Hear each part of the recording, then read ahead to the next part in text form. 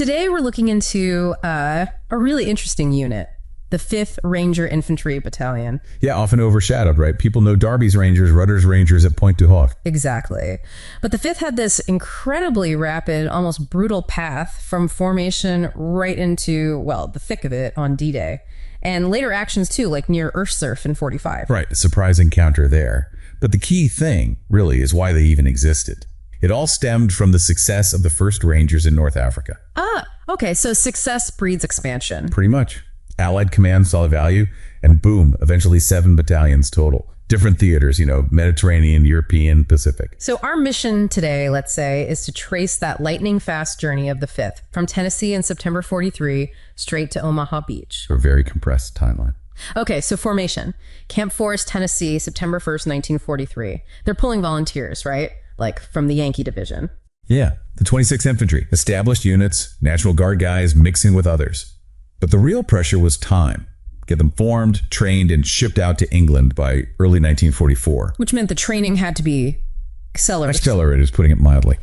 Sources say the men recalled it as 10 times more intense than regular infantry training. 10 times. Wow. It was designed to break people, essentially. Find the limits, push past them, weed out anyone who couldn't keep up fast. A high-risk approach to build an elite force quickly. Okay, so they survived that, and then the journey over. January 44 on the HMS Mauritania.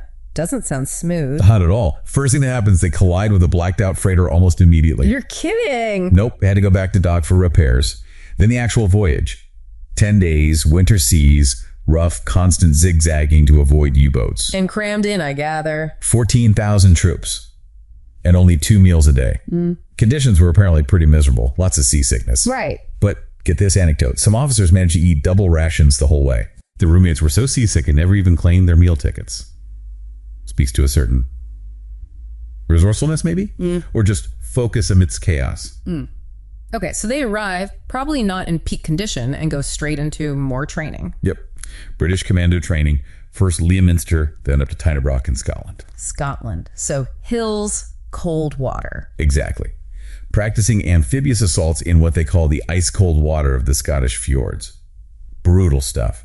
And the men themselves, they believed that training, the Scottish part, was what really made the difference, what got them through the invasion. Okay, so that sounds like the crucial preparation phase. But then there's a hiccup, a big one. Yeah, a huge one. Right in the middle of this vital training, the captain's revolt. Against their commander, Major Carter. Yeah. Several company commanders basically lodged formal complaints. The specific incident often cited as him directing training from the bank while his men waded chest deep in freezing water. Oof. That goes against the whole Ranger creed, right? Lead from the front. Totally. It suggests the culture, the ethos of being a Ranger, was seen as more critical than even sticking to the tight schedule. They couldn't tolerate leadership that didn't embody it. So what happened? Carter is transferred out quickly and replaced immediately by Lieutenant Colonel Max F. Schneider. Schneider, he was different. Oh, yeah. Combat veteran from Derby's 1st Rangers. He knew the standard. His job was to instantly reset the culture and finalize preparations. And he didn't waste time, I read. Something about ladders at Swanage. Right. They were billeted in this hotel, right on an 80-foot cliff. Schneider brings in these 8-foot aluminum scaling ladders, and he has the men practice rappelling down the cliff. Not just from the top, but from their 3rd-floor hotel room. From their hotel rooms down an 80-foot cliff. Yep. Talk about a shock treatment. Sent a clear message. This is serious. This is what's expected. Get ready. Okay, so intense training, a leadership shakeup, last-minute rappelling, all leading up to D-Day. The biggest amphibious invasion in history. We're talking, almost 3 million Allied personnel involved eventually. Over 4,000 ships on D-Day itself. Massive scale. And the 5th Ranger's specific job in all this? Their objective, assault Omaha Beach with the U.S. 5th Corps. Specifically, the sector between Vierville and Colville. Establish that crucial beachhead, maybe 3-4 miles deep.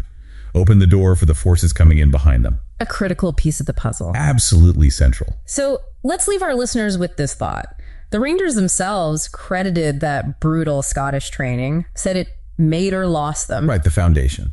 But then you have this dramatic last-minute leadership change from Carter, who clashed with the Ranger ethos, to Schneider, the combat-proven Ranger veteran. Oh. How much did that shift, just weeks before hitting Omaha Beach, actually ensure their success? Yeah, was it the training alone?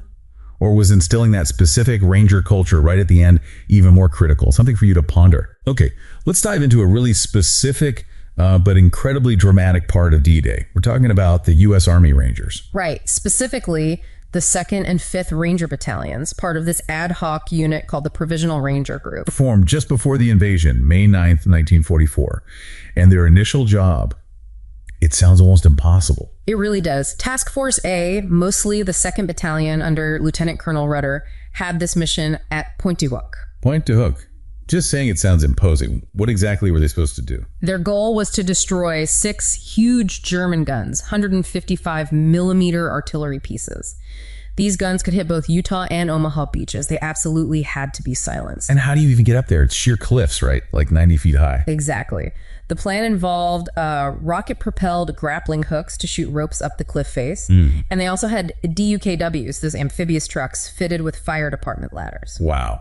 So specialized gear for a specialized, incredibly dangerous mission. Definitely high risk. Right. And everything depended on them succeeding quickly. There was a whole backup plan riding on it. That was Task Force C, wasn't it? The larger group. Yeah, Task Force C, mainly the 5th Battalion plus parts of the 2nd, led by Lieutenant Colonel Max Schneider. They were waiting offshore. Waiting for what exactly? A signal. A signal. The code phrase was, "Praise the Lord." If Task Force A got up the cliffs and secured the area, they'd send that signal. And if they didn't? Or if something went wrong? If no signal was received by H plus 30 minutes, so 7:00 a.m., or if they got the alert code tilt, Schneider's orders were clear. Forget Pointe du Hoc, land on Omaha Beach instead. And, well, as the saying goes, no plan survives contact with the enemy. That's exactly what happened. Rudder's Task Force A, their lead boats got a bit lost, navigation issues, maybe smoke, fog. They landed about 30 minutes late. 30 minutes late, which means no praise the Lord signal reached Schneider by the 0700 deadline. So Schneider has this critical decision to make right there offshore. He does. And meanwhile, reports are coming in about how bad things are on Omaha.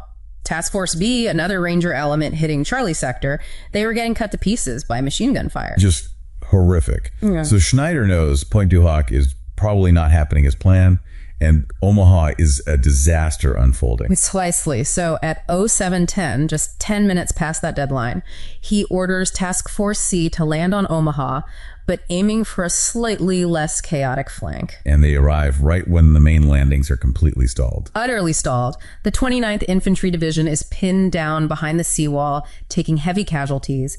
It's a crisis point. And then comes this almost legendary moment with General Coda. Right. Brigadier General Norman Coda, the assistant commander of the 29th.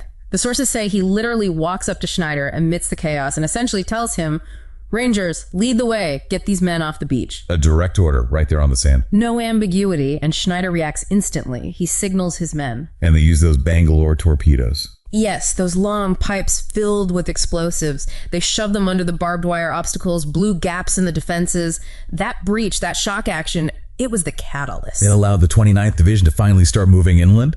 The Rangers basically became shock troops on the spot. They went from climbers to breaching specialists to leading the infantry charge, all within, a very short span of time. Incredible flexibility. But their story doesn't end there, does it? Yeah. After the Normandy breakout, things shift again.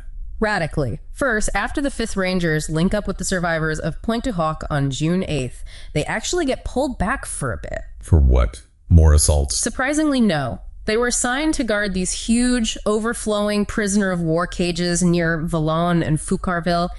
Thousands of German prisoners. From elite commandos to POW guards, that seems like a waste. Well, it highlights the sheer scale of the captures, but also points to the next big strategic problem: logistics.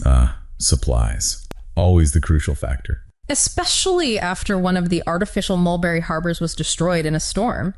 Suddenly, getting real, functioning deep-water ports became absolutely critical. Cherbourg, Le Havre, and especially Brest. Brest. That was a major fight, wasn't it? A huge German naval base. Massive. A fortress city, really.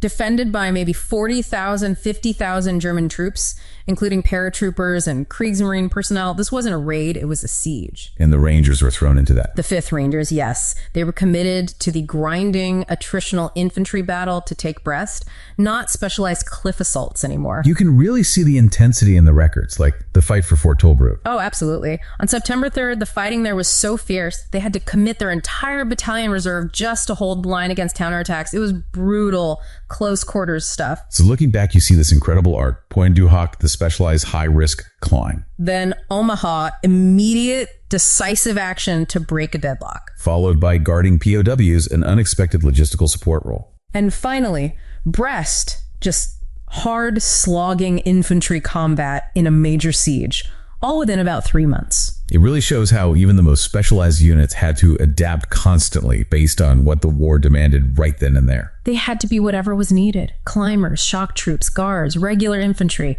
The mission dictated everything. So here's something to think about.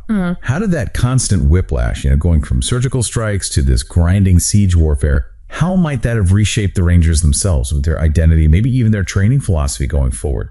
Specifically, their actions across Europe after D-Day. Right, and our sources highlight some incredible, maybe often overlooked moments and high pressure, heavy losses, but also some, really smart tactical thinking. And it starts in a place that you mentioned often gets skipped over. Yeah, exactly.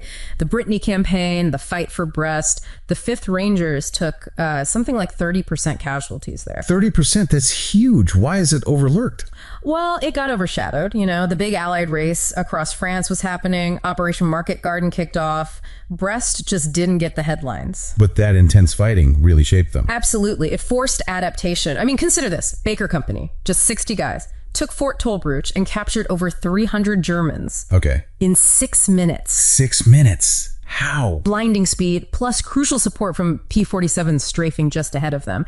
It was this pressure, these losses that really pushed their creativity. Right, that high casualties force high creativity idea. Yeah. So when facing really tough spots like heavy fortifications, what did they come up with? Well, at Fort Deportsich, they hit a wall. Right. Literally, a pillbox that just wouldn't crack with standard demolition. So they needed something different. Exactly. Lieutenant Green and his patrol, just 11 men, cooked up something pretty unique. It involved explosives, yes, 2 40-pound charges, a 50-pounder, but also chemistry. Chemistry. Field chemistry, you could say. They mixed up 20 gallons of gasoline and heavy oil. Okay. Like a Molotov cocktail on steroids. Sort of, yeah. But the delivery was key. They poured this whole mixture directly into the fortification's air vents before setting off the charges. So the explosion would ignite it all inside. Precisely. It resulted in this enormous blast, massive flames, smoke. It just completely neutralized the position instantly. And importantly, 0 Ranger casualties on that specific assault. Incredible problem solving under fire. But it wasn't all just grim fighting, was it? There was a slightly lighter moment. Yeah, there was. Amidst all this intense combat, Sergeant Mishka mentions capturing 2 German soldiers, very drunk German soldiers. Drunk? During a battle? Apparently, they'd looted their own TX, their supply store. They were caught carrying a suitcase just stuffed full of French money. So, even in the middle of everything, absurdity finds a way. A weird little moment of chaos. But then the things shifted again, right? Moving away from static defenses. Big shift. They got attached to Patton's 3rd Army, teamed up with the 6th Cavalry Group. So infantry and cavalry working together. Yeah, using whatever vehicles they could scrounge up. It became this combined arms team. The cavalry gave them speed, mobility, firepower, and the Rangers provided the punch, seizing ground, holding it. And that grit was tested near the German border. Lauterbach. Brutally tested. The fighting there was extreme. You see these moments of just unbelievable individual action. At PFC Samborowski. Exactly, Leo Samborowski. Yeah. BR gunner. The advanced stalls pinned down by machine guns. He just charges alone across open ground. Firing his BRR the whole way. Emptied 8 magazines. 8. Took out 1 machine gun crew completely, suppressed the other one long enough for his platoon to push through, created the opening they needed. But he didn't make it. No. He was killed making that charge. Awarded the Distinguished Service Cross posthumously. Just raw courage. And inside the town itself, more intense fights. Oh, yeah. Corporal Andrew Spear. He's up on the 2nd floor of a building, firing a bazooka at a German Tiger tank. A Tiger? With just a bazooka? From a building? Yeah, a 2.36-inch bazooka, so not exactly the most powerful anti-tank weapon against a Tiger. The tank fires back, point-blank range, hits the building. It knocks him down, presumably. Knocks him flat, but he just scrambles right back up, gets back to the window, and keeps firing that bazooka. That refusal to quit, that's the Rangers. You can see why they had such a reputation. And that reputation explains what happened after the Battle of Bulge, when they needed replacements. Definitely. They had only 50 open volunteer slots. General Bradley apparently said the battalion was, quote, almost trampled in the rush of 1,000 applicants. 1,000 men trying for 50 spots. It speaks volumes. And they needed that caliber for their next mission, maybe their most audacious one. Which was? Infiltrating 9 miles behind the Siegfried Line, deep behind enemy lines near Irsch and Zurf. 9 miles. Through enemy territory. What was the goal? Seize a key plateau, block the main German withdrawal route coming off the Saar River, a critical choke point. But navigating that deep in woods, at night probably, how do you even know where you are? Well, Lieutenant Colonel Sullivan used a, let's say, highly unconventional method. Okay, I'm intrigued. He called for friendly artillery fire, 2 rounds. On his own men? No, on the objective. Miles away, but where they needed to go. They used the sound and the flash of their own artillery landing on the target as a sort of compass to confirm their bearing, their direction in the dark woods. Using incoming friendly fire as a navigation tool. Wow. It tells you something about the conditions, right? Yep. And their arrival was a complete shock. To the Germans, obviously. Totally. They stumbled onto and captured a German aid station like 4,000 yards behind the lines. The German doctor was just stunned, apparently exclaimed they could not possibly be there. I can imagine his surprise. Then he helped with the wounded. Yeah, helped treat casualties from both sides. A strange moment of battlefield reality. So they reached the plateau, set up defenses. Formed this egg-shaped defensive perimeter right across the Irsch-Zurf road, but they were isolated. Supplies were running really low. How long could they hold? Sullivan radioed back to command. Said they could hold for 48 hours. Then he added this chilling, famous line. We do not have to eat. Just sheer determination. Sums up their adaptability, doesn't it? From explosive chemistry to mechanized assaults to deep infiltration. It really does. They showed incredible tenacity across so many different kinds of warfare. So the final thought for you listening. Think about that leadership decision. Navigating deep behind enemy lines under constant threat and deciding that the best, most reliable way to find your direction is to call in your own artillery near your objective. What does it tell you about the absolute extremes of combat leadership, about making impossible choices when everything is on the line?